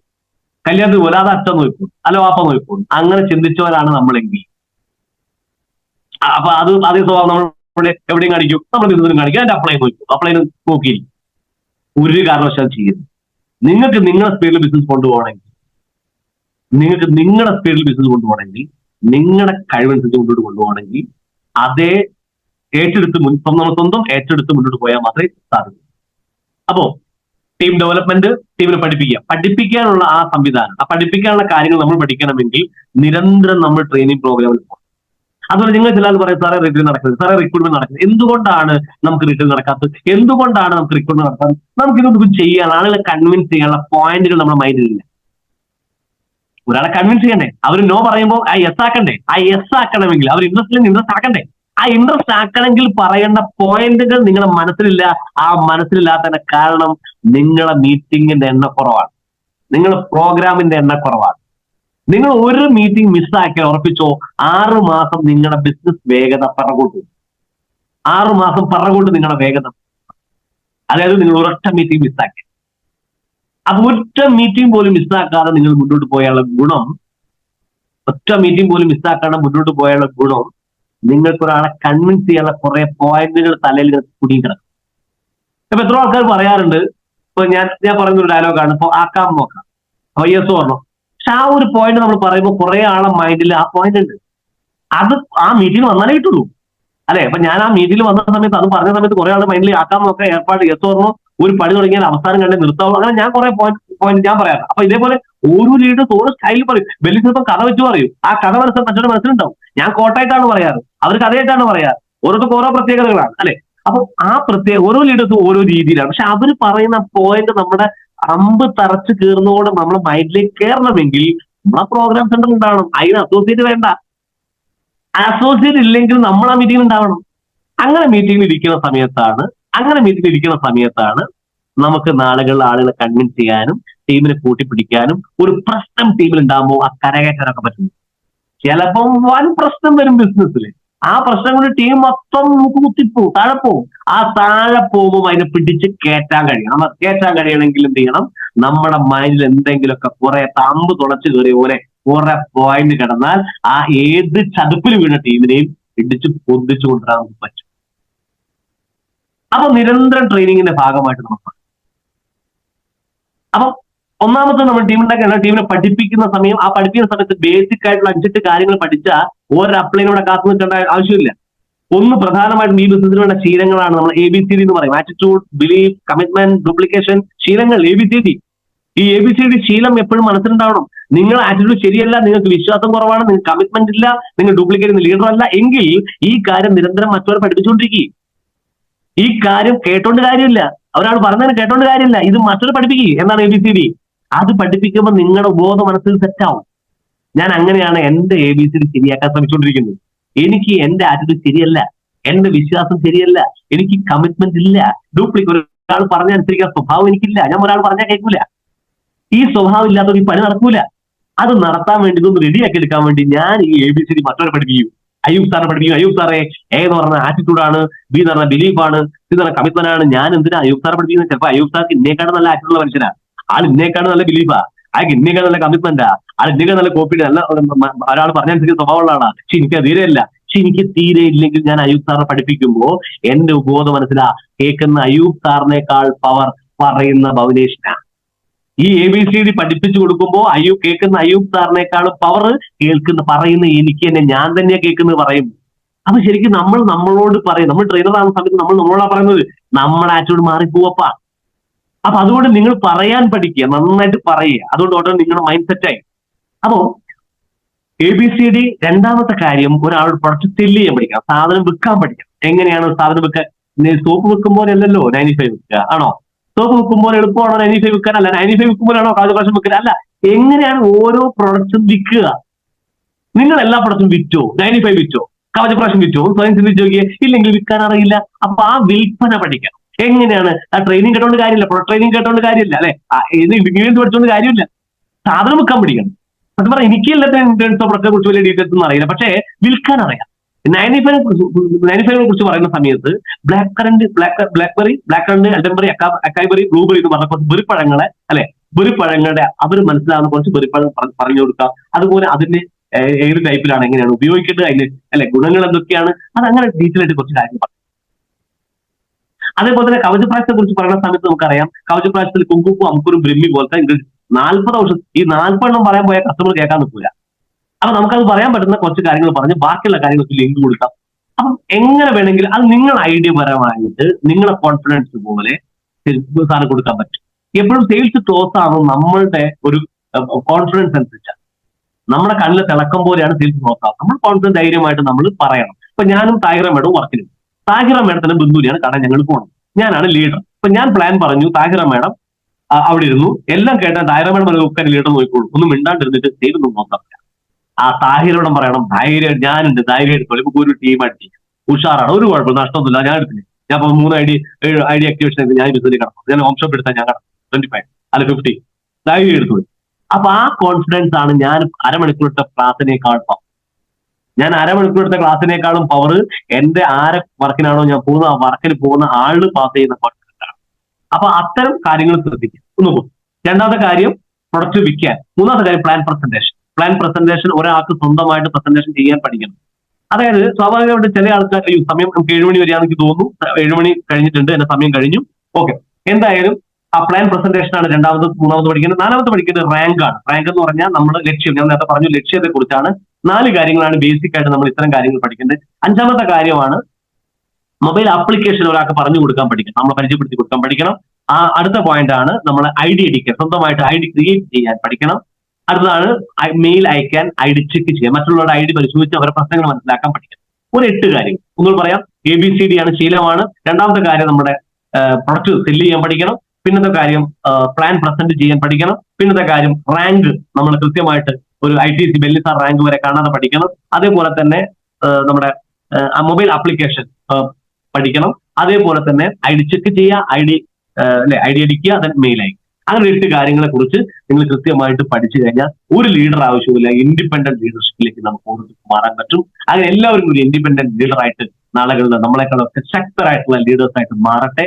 അഭിമാനത്തോടു കൂടി പറയാണ്. കാരണം ചരത്തിലെങ്കിൽ മാത്രമേ ഉള്ളൂ ആ ഒരു പ്രത്യേകത. കാരണം അസോസിയേറ്റ് നമ്മളെക്കാളും ഉഷാറായി കഴിഞ്ഞാൽ അഭിമാനിക്കുന്ന ഒരേ ഒരു മേഖല. ഒരു അസൂയം ഇവിടെ ഇല്ല. കാരണം എന്തുകൊണ്ടാ? അസോസിയേറ്റ് നമ്മളെക്കാളും ഉഷാറാവുമ്പോഴാണ് നമ്മൾ കൂടുതൽ വളരുന്നത്. ശരിയല്ലേ? നമ്മൾ കൂടുതൽ ആൾക്കാർ വളരുമ്പോഴാണ് നമ്മൾ കൂടുതൽ വളരുന്നത്, അല്ലെ? ഇപ്പൊ ബെല്ലിസാർ വിചാരിക്കുക, പവനെ സാർ ഇപ്പൊ എന്നെക്കാൾ ഉഷാറായിട്ട് സംസാരിക്കുന്നു, ഇനിയിപ്പൊ അയ്യൂബ് സാർ നമ്മളെക്കാൾ പെർഫോം ആവുന്നു, ബെല്ലി സാർ നമ്മളെക്കാൾ സോറി മുഹമ്മദ് സാർ നന്നായിട്ട് കൈകാര്യം ചെയ്യുന്നുണ്ടോ. അപ്പൊ എന്ത് ഒരാൾക്കും ഒരു അസൂയം വരില്ല. അത് സന്തോഷം വരുള്ളൂ. ബെല്ലി സാർ സംബന്ധിച്ച് സന്തോഷമാവില്ല, ബിജുബിക്ക് സാർ സംബന്ധിച്ച് സന്തോഷമാവില്ല, അല്ലെ? എല്ലാവർക്കും സന്തോഷമായിരിക്കും വരിക. കാരണം വെച്ചാൽ അവർ വളരെ മെച്ചമുള്ള കാര്യമല്ലേ. അപ്പൊ തീർച്ചയായിട്ടും അങ്ങനെ ചിന്തിക്കുന്ന ഏറ്റവും മികച്ച ഒരാളും ചവിട്ടാനില്ല അവിടെ, ഒരാളും ഇവിടെ തളർത്താൻ നിൽക്കൂല ഇവിടെ ആരും, അല്ലെ? ഏതൊരു മേഖല തളർത്തും. അപ്പൊ എല്ലാവരും കൃത്യമായിട്ട് ഇതിന്റെ ഒരു സ്വഭാവം മനസ്സിലാക്കി എല്ലാവരും പ്രവർത്തിക്കുക. അപ്പൊ എല്ലാവർക്കും ഇനിയും ഒരുപാട് സംസാരിക്കാനൊക്കെ ഉണ്ട്, പക്ഷെ സമയം അനുവദിക്കാത്തതുകൊണ്ട് ഞാൻ ബോധപൂർവ്വം നിർത്തുകയാണ്. അപ്പൊ എല്ലാവർക്കും ജീവിതത്തിൽ വലിയ നേട്ടങ്ങൾ ഉണ്ടാക്കട്ടെ. Wish you all the best. Jai Hind. ആയുസ്സും ആരോഗ്യം ബുദ്ധിയും ശക്തിയൊക്കെ സർവശക്തനായ ഈശ്വരൻ എല്ലാവർക്കും ശരിയട്ടെ എന്ന് ആത്മാർത്ഥമായി പറഞ്ഞു നിർത്തുന്നു. Thank you very much.